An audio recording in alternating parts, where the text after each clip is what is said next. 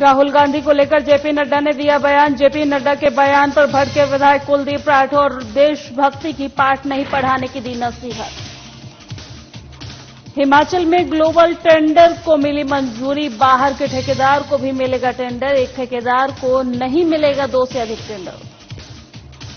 शिमला में टैक्स जमा न करने वालों पर एमसी सख्त। 7 लोगों के बिजली पानी कनेक्शन काटने के निर्देश। 150 गॉबरेज बिल न देने पर रडार पर। कुल्लू को पर्यटन विकास के लिए मिला पैकेज। 264 करोड़ का मिला पैकेज। और विधायक ने किया दधोल और पडियालगंज का दौरा। विधायक ने किया जनसंपर्क अभियान। विधायक ने जनता की समस्याओं को समाधान किया। नमस्कार, बहुत बहुत स्वागत है हिमाचल प्रदेश के हमारे इस खास बुलेटिन में। मैं हूं आपके साथ दिव्या सिंह। खबरों की शुरुआत करते हैं।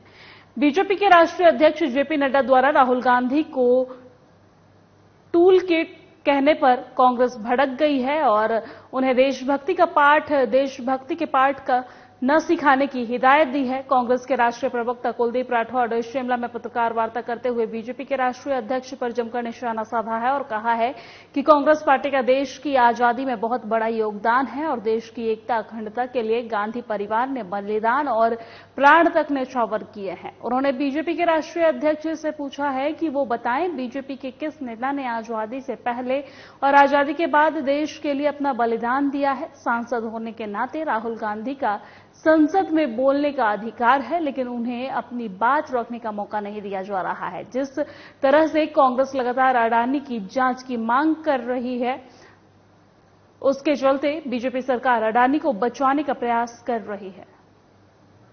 देखिए, जगत प्रकाश नड्डा जी का जो बयान आया उस पर मुझे जो है आपत्ति है। उनका यह कहना कि राहुल गांधी जी टूल किट का हिस्सा है, ये बयान आपत्तिजनक है और वो बार बार कांग्रेस को राष्ट्रभक्ति का पाठ पढ़ा रहे हैं। मेरा ये मानना है कि इस देश की आजादी में कांग्रेस पार्टी का बहुत बड़ा योगदान रहा है, हमारे नेताओं का बड़ा योगदान रहा है और आजादी के बाद भी कांग्रेस पार्टी के नेताओं का और राहुल गांधी जी का जो परिवार है उनका बहुत बड़ा योगदान रहा है। इस देश की एकता और अखंडता के लिए श्री राहुल गांधी जी की दादी श्रीमती इंदिरा गांधी जी ने अपना बलिदान दिया। उसी तरह से उनके पिता श्री राजीव गांधी ने भी इस देश की एकता और अखंडता, इस देश की प्रभुसत्ता को कायम रखने के लिए अपने। और हिमाचल प्रदेश में अब सड़क बनाने के लिए ठेकेदार को साल में 2 से अधिक टेंडर नहीं मिलेंगे। अब ग्लोबल टेंडर के जरिए बाहर के ठेकेदार भी हिमाचल में सड़क बनाने का टेंडर ले सकेंगे और ये बात पीडब्ल्यूडी मंत्री विक्रमादित्य सिंह ने शिमला में आयोजित पत्रकार वार्ता में कही है। विक्रमादित्य सिंह ने 69 एनएच का हल्ला मचाने वाले विपक्ष पर भी सवाल खड़ा किए हैं। उन्होंने कहा है कि हिमाचल में एक ठेकेदार कई ठेके ले लेते हैं, जिसकी वजह से काम लटक जाते हैं और जिसको देखते हुए विभाग ने यह निर्णय लिया है कि एक ठेकेदार को 2 से अधिक ठेके नहीं दिए जाएंगे। जो ठेकेदार अच्छा काम करेगा उसको ही सड़क बनाने का कार्य सौंपा जाएगा। इसके अलावा अब ग्लोबल टेंडर के जरिए सड़क बनाने का काम बाहरी राज्यों के ठेकेदार भी कर सकते हैं। 53,413 करोड़ रुपए का बजट पेश किया गया। इसमें हिमाचल प्रदेश को 31 मार्च 2026 तक ग्रीन एनर्जी स्टेट बनाने का जो एक सफर शुरू किया है, वो बहुत ही निर्णायक तरीके से और धमाकेदार तरीके से उसको शुरू किया गया है, जिसमें खास करके प्रदेश में सोलर एनर्जी प्रोजेक्ट्स को 500 मेगावाट, जिसमें एक ओर हम पर्यावरण को संरक्षण देंगे और दूसरी ओर इसमें स्वरोजगार के साधन प्रदेश के अंदर। और इसी बीच वक्त चला एक छोटे से ब्रेक का, कहीं मत जाइएगा, फौरन लौटते हैं।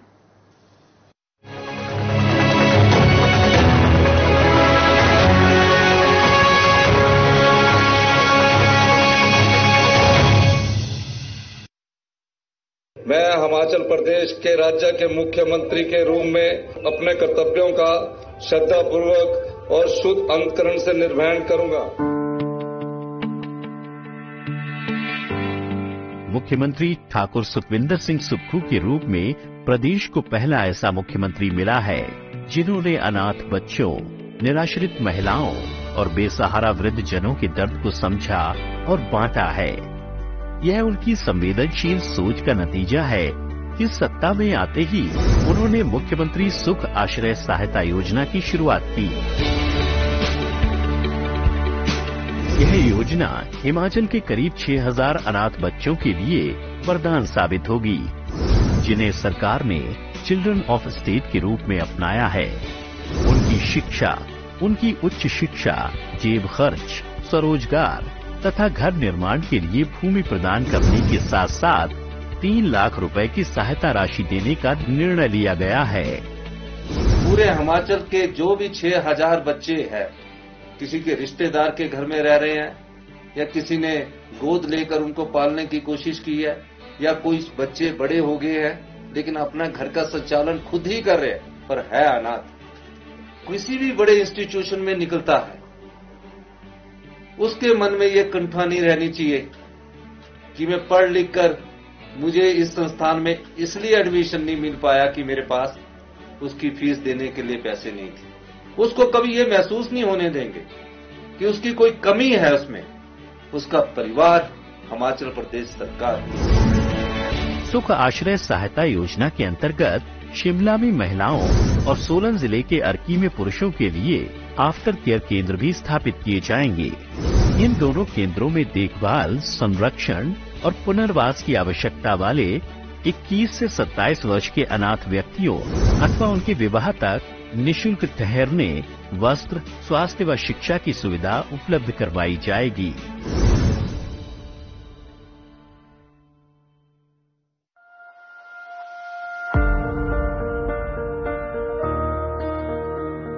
कांग्रेस पार्टी ने अपने चुनाव घोषणा पत्र में जिन 10 गारंटियों का वायदा किया था, उनमें सबसे बड़ी राज्य सरकार के एनपीएस कर्मचारियों के लिए पुरानी पेंशन को बहाल करना था।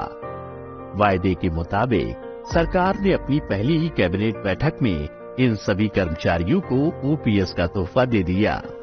उन सरकारी कर्मचारी और अधिकारियों को जिन्होंने विकास का इतिहास लिखा है, कोई भी संस्थान उनकी कलम से होकर गुजरा है। हमने उस वादे के हिसाब से सरकारी कर्मचारियों और अधिकारियों को ओल्ड पेंशन स्कीम देने का अपना वादा पहला पूरा किया। इस ऐतिहासिक फैसले ने 1,36,000 कर्मचारियों के चेहरे पर उभरी चिंता और अनिश्चितता की लकीरों के बजाय प्रसन्नता व सुरक्षा का भाव पैदा किया है। हमने वादा पूरा किया तो आप लोगों के सरकारी कर्मचारियों और अधिकारियों के 8,000 करोड़ केंद्र सरकार की एनपीए के तहत पड़े थे। मैंने मिलकर भी प्रयास किया कि वो 8,000 करोड़ रुपया हमें मिल जाए, लेकिन जब हमें मिलने का कोई संभावना नजर नहीं आई, हमने 3 तारीख की कैबिनेट में कहा कि सारा बोझ हम अपने सरकारी कर्मचारी और अधिकारियों का जो ओल्ड पेंशन स्कीम में जाना चाहते हैं वो हमारी सरकार उठाएगी। राज्य सरकार के इस फैसले से कर्मचारियों की आर्थिक और सामाजिक सुरक्षा सुनिश्चित हुई है और अब वे सेवानिवृत्ति के बाद सम्मानजनक जीवन व्यतीत कर पाने को लेकर आश्वस्त हुए हैं। माननीय हमारे मुख्यमंत्री सुख जी का जिन्होंने हमारी जो पुरानी पेंशन को बहाल करने के लिए जो निर्णय लिया है, तो मैं सरकार का बहुत आभारी हूँ और आशा करता हूँ कि जो रिटायरी लोग हैं वो अपना जीवन जो है ठीक ढंग से यापन कर सकें। हो गया है वो कमाल किया है, तो सिर्फ हमारे नायक, हमारे प्रदेश के नायक माननीय सुखविंदर सिंह सुक्खू जी ने दिल से आभार उनका।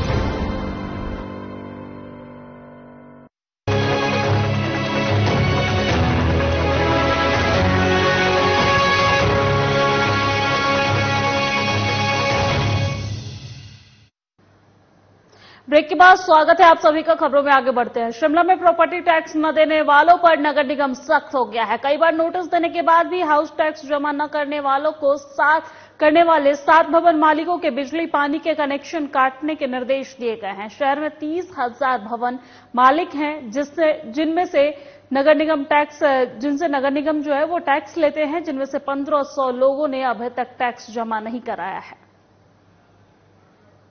प्रॉपर्टी टैक्स जो है वो आपको पता है वो एमसी का एक मेजर सोर्स ऑफ रेवेन्यू है और इसके लिए हम जो हैं बिल्स रेगुलरली लोगों को देते भी हैं, सिटीजन्स को, और इसमें हमारी कंप्लायंस भी ठीक है, कलेक्शन मतलब इसमें ठीक है 85% के। और हिमाचल प्रदेश सरकार के बजट में जिला कुल्लू को रिटर्न विकास के लिए 240 करोड़ रुपए मिले हैं और बजट से जहां आइस स्केटिंग रिंक का निर्माण किया जाएगा तो वहीं एक इलेक्ट्रॉनिक बस मनाली से मणिकर्ण तक चलाई जाएगी। विस्टा डोम के नाम से ये बस पर्यटकों को यहां के सभी पर्यटन स्थल और धार्मिक स्थलों पर सैर करवाएगी। साथ ही ढालपुर में पत्रकार वार्ता को संबोधित करते हुए सीपीएस सुंदर ठाकुर ने ये बात कही है, सुक्खू सरकार का ग्रीन बजट दुनिया भर के लिए आकर्षक होगा। के लिए मैं बताना चाहता हूं, पर्यटन में विकास में प्राथमिकता दी गई है। 246 करोड़ का एक 246 करोड़ कोई छोटा अमाउंट नहीं है, जिसमें कि मैं आपको बता दूं कि ये जानकारी कुल्लू के हमारे आप पत्रकार बंधु हैं, उसमें एक प्रोजेक्ट होगा जिसमें हमारे हेलीपोर्ट्स भी होंगे। और बिलासपुर जिले के घुमावरे चुनाव क्षेत्र के विधायक राजेश धर्माणी ने अपने जनसंपर्क अभियान के तहत ग्राम पंचायत दधोल और पडियालक का दौरा किया है और लोगों की समस्याओं को भी सुनी है। कुछ का मौके पर ही निपटारा कर दिया है, यानी कि निस्तारण कर दिया है, और वही इस दौरान उन्होंने लोगों को भी संबोधित किया है। लोगों को संबोधित करते हुए उन्होंने कहा है कि घुमारवीं विधानसभा क्षेत्र को एक आदर्श विधानसभा क्षेत्र के साथ साथ पर्यटक के क्षेत्र में भी विकसित किया जाएगा। हमारी सरकार ने कल जो है पहला बजट पेश किया है और आदरणीय मुख्यमंत्री जी का भी ये अपनी जिंदगी का पहला बजट उन्होंने मुख्यमंत्री और वित्त मंत्री के तौर पर पेश किया है, जहां मैं उनको बधाई देता हूं और पूरे प्रदेश की जनता को भी बधाई देता हूं। और बहुत विजनरी बजट जो है वो पेश किया है, ये विजन के साथ पेश किया। विजन है कि हिमाचल प्रदेश दुनिया का बेस्ट टूरिस्ट डेस्टिनेशन बन सके, लेकिन टूरिस्ट डेस्टिनेशन तब बनेगा। और मेरे साथ हिमाचल प्रदेश की खबरों में फिलहाल इतना ही। मुझे दीजिए इजाजत। नमस्कार।